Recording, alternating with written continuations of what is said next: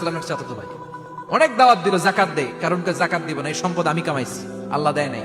মুসা আলাইহিস সালাম বললেন তাহলে আযাবের অপেক্ষা কর, আযাব চলে আসে। আল্লাহ বলেন মুসা সেফ জোনে যাও, সরো, এখনই আযাব। ফাখাসাফনা বিহি ওয়া বিদারিহিল আরদ, পুরো ফাইমের জমিনটার আল্লাহ কাঁপিয়ে দিলেন, আর কারুনকে সহ পুরো সম্পত্তি তার জামিনের ভিতরে দাবিয়ে দিলেন। হাঁটু পর্যন্ত কারণ দেবে যায়, ভাবছে উঠে যাবে, কোমর পর্যন্ত দেবে যায়, ভাবছে উঠে যাবে, গলা পর্যন্ত যখন দেবে যায় আর সুযোগ নাই। কয় মুসা আমার সব সম্পত্তি তোরে আর তোর আল্লাহরে দিয়ে দিলাম, আমারে বাঁচা, আমারে সব সম্পত্তি তোর আর তোর আল্লাহর, আমারে খালি বাঁচা, চাচা আপন প্রাণ। আল্লাহ বলে সময় শেষ। তার মানে বাদাল গারগারা তওবা কিন্তু আর কবুল হয়। এই হলো একটা। নাম্বার 2, বাদা তুলুই শামস মিন মাগরিবিহা, প্রতিদিন চাঁদোলাতে সূর্য কোন দিক দিয়ে ওঠে? কথা কয় না?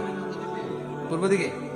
কিয়ামতের আগ দিয়ে সূর্য আর পূর্ব দিকে উঠবে না, পশ্চিম দিক থেকে উঠবে। যেদিন প্রভাতে পশ্চিম দিক থেকে সূর্য উঠবে, ওই দিন থেকে তওবার দরজাটারে বন্ধ করে দিবে কে? তার আগ মুহূর্ত পর্যন্ত জীবনে যত গুনাহ করেছি, অন্যায় করেছি, চোখের পানি ছেড়ে ক্ষমা চাইলে ক্ষমা করবে কে? শয়তান আল্লাহরে চ্যালেঞ্জ দিছে, আল্লাহ তুমি আমারে জাহান্নামে পাঠাবা, আমিও তোমার বান্দা করে লয়ে একসাথে জামাতে ঢুকমু, একা ঢুকবো না, একা যাবো না, তোমার বান্দাদেরকে সবগুলারে জাহান্নামী বানায়া তারপরে ঢুকমু। তোমারে চ্যালেঞ্জ দিলাম, একটারও জান্নাতে ঢুকাইতে পারবা? আল্লাহকে তুই আমারে চ্যালেঞ্জ দিলি, আমি তো সব রাজার বড় রাজা, মহারাজা, আমারে চ্যালেঞ্জ দেশ, এত সাহস পাইলি কই?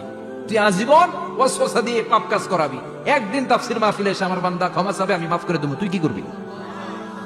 আজীবন অন্যায় করবে।